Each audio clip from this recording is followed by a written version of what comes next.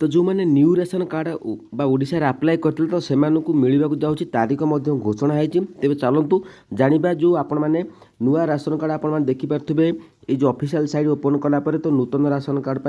Online आवेदन करूँ तो जो मैंने ऑनलाइन आवेदन करते तो से मिलवाक जाऊँगी तो खूब शीघ्र तो केमिति आपण मानकु मिलिबो नुआ राशन कार्ड तो आपण माने भाबुतबे सर्वे हेनी तो केमिति मिलिबो तो चलंतु मु आपण मानु डिटेल्स दे दोउची तो तारीख मध्ये आपण मानु कहि देबी केबे मिलिबो तेबे चलंतु वीडियोटी संपूर्ण देखिबा।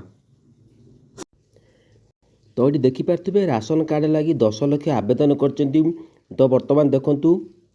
दुईटार अपडेट आसी 21 अगस्त 2024 मु आपण मानु केबे भी भूल इनफॉरमेशन देबु नै पंडा के वीडियो आपण माने केबे भी भूल इनफॉरमेशन पाइबे नै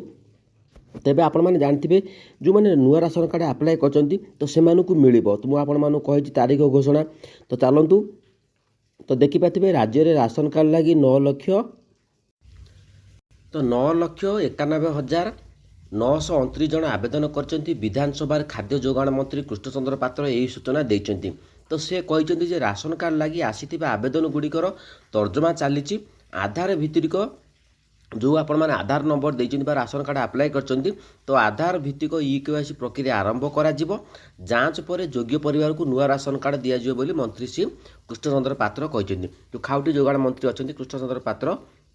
तो आपण मैंने भावुवे अनेक जो नुआ राशन कार्ड अप्लाई करते तो से पाखु ब्लॉक रु कॉल जाइए तो जो मानक पाखु कॉल जाए तो से मत व्हाट्सएप रे मेसेज कर तो आपण मानक पाखु जदि कॉल जाइए तेज आपण मैंने तुरंत मत कमेंट कर जनातु आपण मानक कॉल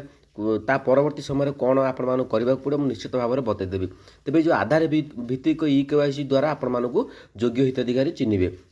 जो 9,91,729 जन 929 जन आवेदन कर भितर योग्य हिताधिकारी तो केते हम तार लिस्ट खूब शीघ्र प्रकाश पाइब तेबे आउ मात्र जेहेतु बीजेपी कही 100 दिन भितर सबकि योजना गुड़िक बीजेपी सरकार आसला नुआ योजना जो बाहर तो सबू किसी परिपूर्ण करेंगे तो निश्चित भाव में जो आधार भित्तिक ई-केवाईसी द्वारा तो आपण मैंने योग्य कि अयोग्य आपण मैंने केते टंका इनकम करचंती आपण माने घर कौन